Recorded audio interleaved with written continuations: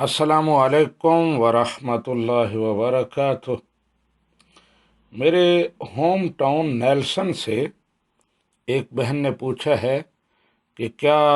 بیوی اپنے خاوند کو یہ کہہ سکتی ہے کہ تم میری روح ہو، تم میری جان ہو، میں تمہارے بغیر نہیں رہ سکتی؟ تو اس سلسلے میں گزارش ہے کہ بالکل بیوی اپنے خاوند کو یہ کہہ سکتی ہے، اور اگر کہنے میں اچھی نیت ہو، اللہ اور اس کے محبوب کی رضا مقصود ہو، تو اجر اور ثواب کی بھی امید رکھی جا سکتی ہے، اس لیے کہ اللہ سبحانہ و تعالیٰ نے اور نبی رحمت صلی اللہ علیہ وآلہ وسلم نے عورت کو تلقین کی ہے، بلکہ تاکید کی ہے کہ وہ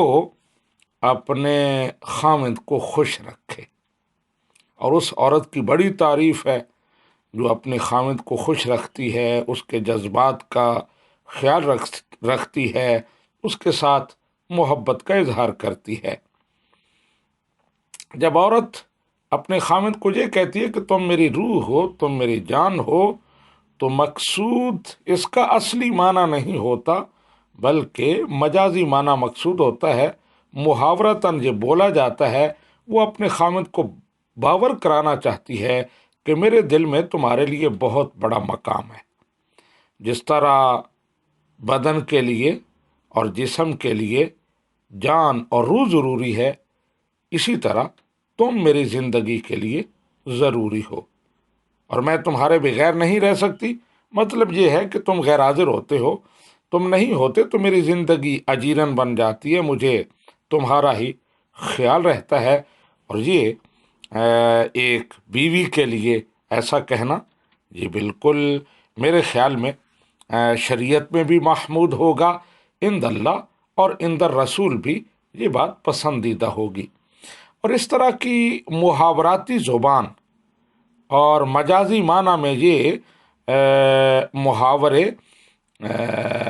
احادیث میں ہمیں ملتے ہیں۔ ایک بڑی مثال اس کی یہ ہے کہ صحابہ کرام کا معمول تھا کہ جب بھی نبی رحمت صلی اللہ علیہ وآلہ وسلم سے بات کرتے تو عرض کرتے، فدا کا ابی و امی یا رسول اللہ، یا رسول اللہ صلی اللہ علیہ وسلم، آپ پر میرے ماں باپ قربان ہوں۔ اب مقصود اس سے اپنی جان نثاری کا اظہار ہوتا تھا، اور خود نبی رحمت صلی اللہ علیہ وآلہ وسلم نے غزوہ احد میں حضرت سعد بن ابی وقاص رضی اللہ تعالی عنہ کو ارشاد فرمایا، ارم یا سعد فدا کا ابی و امی، سعد تیر پھینکو، تم پر میرے ماں باپ قربان ہوں۔ اب نبی رحمت صلی اللہ علیہ وآلہ وسلم کے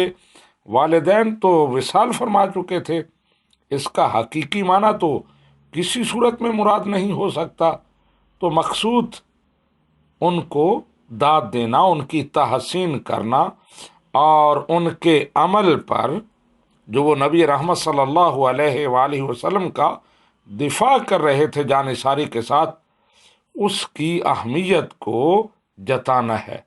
اور نبی رحمت صلی اللہ علیہ وآلہ وسلم کا ان کے ساتھ اپنی شفقت اور محبت کا اظہار کرنا مقصود تھا۔ تو اس انداز میں، اس نیت کے ساتھ اگر عورت اپنے خاوند کو، بیوی اپنے شوہر کو یہ کہتی ہے تو یہ پسندیدہ بات ہے، اس میں کوئی شرعی ممانعت نہیں ہے۔ ھذا ما عندی واللہ ورسولہ اعلم بالصواب۔